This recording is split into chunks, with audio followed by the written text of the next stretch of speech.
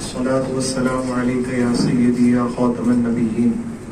تاجدار ختم نبوت زندہ باد زندہ باد زندہ باد لبیک لبیک لبیک یا رسول اللہ لبیک لبیک لبیک یا رسول اللہ لبیک لبیک لبیک یا رسول اللہ صلی اللہ علیہ وسلم۔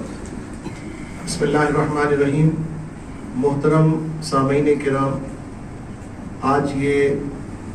تنظیمات اہل سنت کا مشترکہ اجلاس الحمدللہ تمام تنظیمات کے ذمہ دار تقریباً یہاں موجود ہیں، ان سب کی موجودگی میں منعقد ہوا، اور اس اجلاس کا اعلامیہ یہ فقیر آپ کے سامنے پڑھ کر سنا رہا ہے۔ یہ اجلاس لاہور میں تحریک لبیک پاکستان کے زیر اہتمام لبیک یا اقصی ملین مارچ اور جامع مسجد رحمت للعالمین صلی اللہ علیہ وسلم پر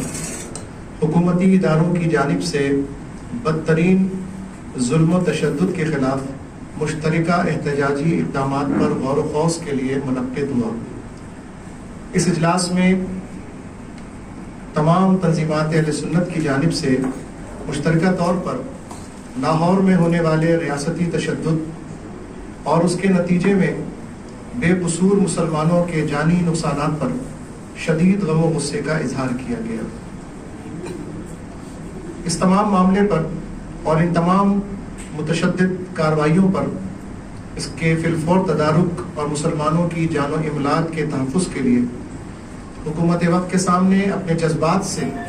متنوع کرتے ہوئے ارباب اختیار سے مطالبہ کیا گیا کہ ایسے واقعات کی فی الفور روک تھام کی جائے اور ہر شہری بالخصوص مسلمانان پاکستان کے آئینی و قانونی حقوق کی پامالی اس کے استحصال سے محفوظ کیا جائے۔ حکومت ہوش کے ناخن لیتے ہوئے طاقت کے مظاہرے کے بجائے پرامن مذاکرات کی راہ اپنائے اور پورے پاکستان سے اس حوالے سے تمام گرفتار شدگان کو فی الفور رہا بھی کیا جائے اور مزید گرفتاریوں کا سلسلہ بند کیا جائے۔ اگر حکومت دانش مندی کا مظاہرہ نہیں کرتی اور مذاکرات کی راہ کو اختیار نہیں کرتی تو تنظیمات اہل سنت اس کے خلاف پھر مشترکہ اعلان کرتے ہیں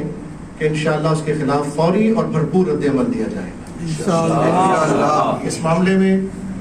الحمدللہ تمام تنظیمات کا موقف مشترکہ ہے، ہم سب ایک ہیں۔ مسلمان کا خون